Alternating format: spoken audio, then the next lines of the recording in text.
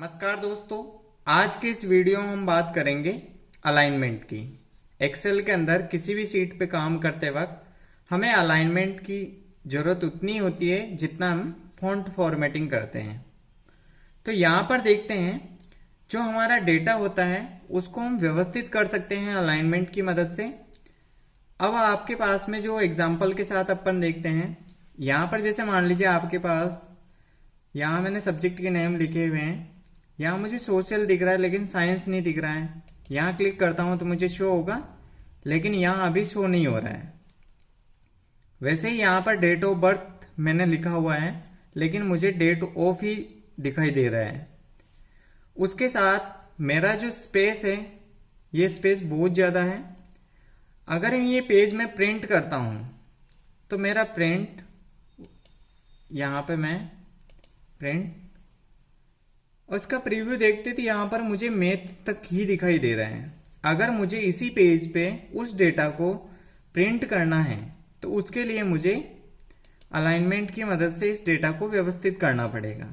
अब व्यवस्थित करने के लिए मुझे क्या करना है, सबसे पहले इस डेटा को मैं सेलेक्ट करूँगा। पहली चीज़, अगर मुझे जो डेटा नहीं दिखाई दे रहा है तो उसके कॉलम की साइज़ को मैं इंक्रीज कर दूंगा। यहाँ से अब मुझे शो हो गया। वैसे ही मुझे सोशल साइंस को भी यहाँ से मैं कॉलम की साइज को बढ़ा देता हूँ। जैसे मैंने कॉलम की साइज को बढ़ाया है, यहाँ पर जो मेरा डेटा है मुझे इस तरीके से दिखाई देने लग गया। लेकिन मेरे पास में मान लीजिए ये जो स्पेस है मैं इसको और कम करना चाहूँ, क्योंकि मुझे सिर्फ इस पेज के अंदर ये जो लाइनिंग आपको दिखाई दे रही है उस लाइनिंग के अंदर तक ही लाना है। तो उस कंडीशन में हम क्या करेंगे, सबसे पहले हमारा अगर कोई टेक्स्ट है जिसकी ज़रूरत हमें कम ही है, जैसे मान लीजिए यहाँ सोशल साइंस है। अब यहाँ पर नेम की वजह से ये इतना कॉलम साइज हो गया इसका।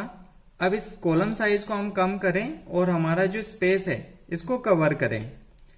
तो यहाँ से उस डेटा को सेलेक्ट कर लें, यहाँ तक मैंने सेलेक्ट कर लिया और आप रैप टेक्स्ट कर दें। जैसे मैंने रैप टेक्स्ट किया, अब इसकी मदद से हम क्या कर सकते हैं, हमारे कॉलम की साइज को कम कर देंगे और जो इसमें एक्स्ट्रा डेटा है वो हमें नीचे मूव करने में मदद मिलेगी। जैसे उदाहरण के तौर पे मैंने यहाँ पे सोशल साइंस को किया। अब मैं जैसे ही रो की साइज को इंक्रीज करता हूँ तो सोशल साइंस मुझे इस तरीके से दिखाई दे रहा है रैप टेक्स्ट करने के बाद। वापस हम यहाँ पर डेट ऑफ बर्थ के साथ भी ऐसा ही करते हैं। यहाँ डेट ऑफ बर्थ मुझे इस तरीके से दिखाई दे रहा है। तो और भी मार्क्स है, जैसे मान लीजिए यहाँ पर ऑब्टेन मार्क्स हैं, इनको भी मैं यहाँ से कम कर देता हूँ। तो इस प्रकार से हमें डेटा शो हो रहा है। अगर मान लीजिए आपका डेटा इस तरीके से शो है और आपके पेज के अंदर नहीं आ रहा है तो आप इसको और भी अलाइनमेंट की मदद से सही कर सकते हैं। अब यहाँ पर हम डेटा को सेलेक्ट करेंगे और पहले डेटा को हम यहाँ से अलाइनमेंट कर सकते हैं, जैसे लेफ्ट, उसके बाद में आप सेंटर कर सकते हैं और यहाँ पर राइट कर सकते हैं। अब इसको समझने के लिए हम यहाँ पर एक वर्ड लेते हैं। यहाँ से मैं इसकी साइज को इंक्रीज कर देता हूँ और यहाँ से इसको भी बढ़ा देता हूँ। जैसे एग्जाम्पल के तौर पे मैं यहाँ से लिखता हूँ अजमेर। यहाँ मैंने अजमेर वर्ड लिखा है। अब मैं अजमेर को जैसे ही सेलेक्ट करता हूँ, अब मेरे पास जो अलाइनमेंट है, हमारा अलाइनमेंट अब आपको अच्छे से शो हो जाएगा। यहाँ जैसे मान लीजिए मैं इसको राइट रखना चाहूँ तो अभी ये लेफ्ट में है और ये इस कोने के अंदर आ जाएगा। ये राइट किया, इस कॉर्नर पे आ गया है। वैसे ही हम अगर इसको सेंटर रखना चाहें तो ये सेंटर कर सकते हैं। साथ ही हम इसको यहाँ से टॉप भी रख सकते हैं।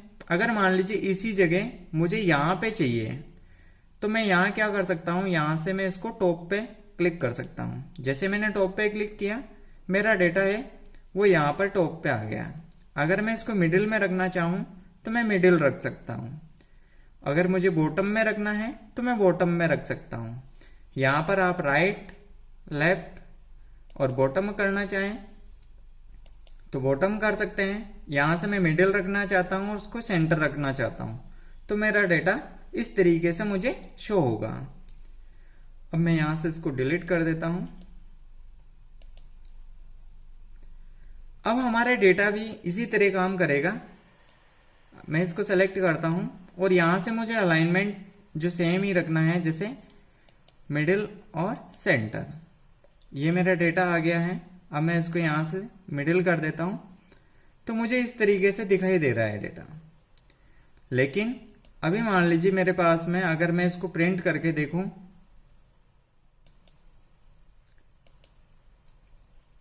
तो मेरा डेटा अभी भी यहां मुझे साइंस तक दिखाई दे रहा है और ये जो स्पेस है ये इसका काफी सारा है। तो मैं वापस उसको और कवर करूंगा क्योंकि मुझे इतना जो डेटा है वो मुझे इस पेज के अंदर लाना है। तो सबसे पहले हम देखते हैं जितनी भी चीजें हैं, जैसे मान लीजिए आपको name, father name, date of birth. अब मैं यहां से इसकी साइज को थोड़ा सा कम कर देता हूं।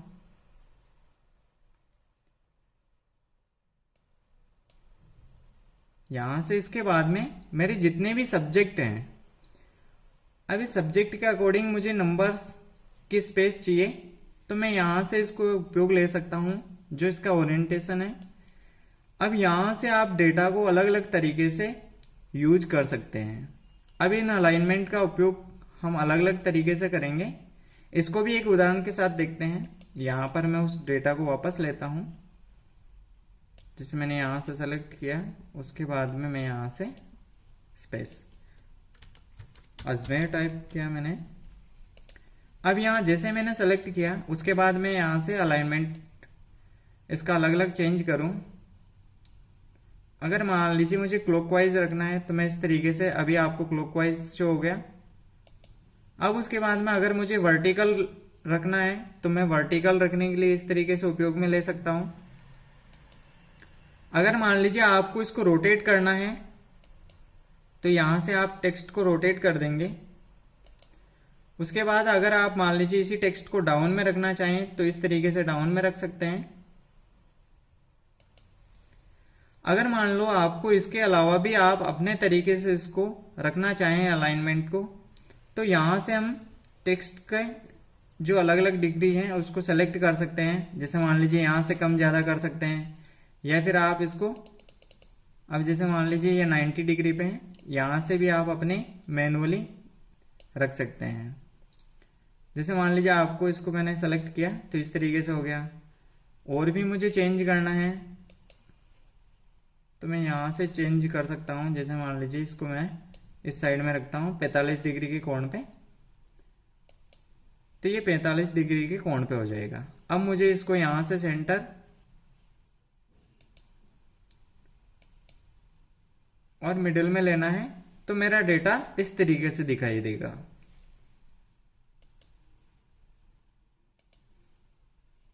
अब हम सब्जेक्ट को भी ऐसा ही करेंगे। यहां से जितने भी सब्जेक्ट हैं हम यहां से इसका जो ओरिएंटेशन इसको बदल देते हैं और यहां से मैं टेक्स्ट अप कर देता हूं तो मेरा डेटा कुछ इस तरीके से दिखाई दे रहा है। अब मैं क्या करूंगा, यहां से थोड़ी सी साइज इंक्रीज करूंगा मेरी रो की। यहां से मैंने सभी सब्जेक्ट शो होने लग गए। मैं यहां से थोड़ा सा और इसको, अब मेरे जो सभी डेटा हैं वो सही से शो हो गए। अगर अब मैं इसको सभी को यहां से सेलेक्ट करता हूं और यहां से मैं किसी एक की साइज को यहां से कवर करता हूं। अगर मैंने जैसे ही इसकी साइज को इस तरीके से कवर किया तो मेरा जो डेटा है वो मुझे इस तरीके से शो हो गया है। अब सेम आप इसी तरीके से इस डेटा को भी कर सकते हैं। जैसे मान लीजिए कुछ डेटा है, यहां पे कुमार है। अब कुमार आपको शो नहीं हो रहा है तो आप अपने डेटा पे क्लिक करें और यहां से हम रैप टेक्स्ट कर देंगे। जैसे ही रैप टेक्स्ट किया तो इस तरीके से शो हो गया। अब हम थोड़ा सा स्पेस देते हैं। जो डबल नेम है वो हमारे को इस तरीके से शो हो गया। हम यहां से सेलेक्ट कर लेंगे और इस डेटा को जितना हमें स्पेस कवर करना है उतने स्पेस पे ला देंगे। अब हमारे पास में सिर्फ एक ही कॉलम है जो हमारे प्रिंट एरिया से बाहर है। वापस हम डेट ऑफ बर्थ को भी इस तरीके से थोड़ा कवर करते हैं। अब हम हमारा जो डेटा है यहां तक हमने कंप्लीट कर लिया है ऑब्टेन मार्क्स तक। और हमारा जो सारा का सारा डेटा है वो प्रिंट। अब इसके बाद हम इसको प्रिंट, यहां से मैं प्रिंट पे क्लिक करता हूं। अब हमारा जो डेटा है वो एक पेज में हमारा प्रिंट होके आ जाएगा। ये सारी की सारी चीजें हमने अलाइनमेंट की मदद से की है। अगर आपको अलाइनमेंट करना आ गया है तो आप किसी भी डेटा को अच्छे से कवर कर सकते हैं और प्रिंट कर सकते हैं। यहां से अगर मान लीजिए आपको, मैं यहां से इंसर्ट करता हूं, अगर मुझे इन सभी सेल पे क्लिक करना है और यहां से किसी स्कूल का नाम लिखना है तो मैं यहां से मर्ज पे क्लिक करूंगा और यहां से मैंने मर्ज कर दिया है। अब मेरी जितनी भी सेल थी वो सारी की सारी एक में कन्वर्ट हो गई। यहां से मैं इसको बॉर्डर करता हूं तो अभी आपको यहाँ पे शो हो जाएगा। अब जैसे ही यहाँ पे मैं कुछ लिखता हूं तो वो मुझे सिर्फ एक ही सेल के अंदर दिखेगा।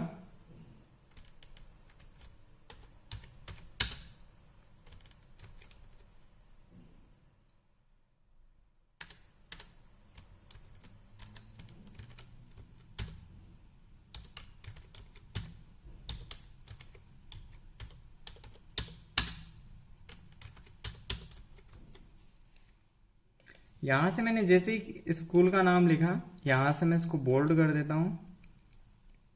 उसके बाद यहां से मैं इसका कलर फिल कर देता हूं।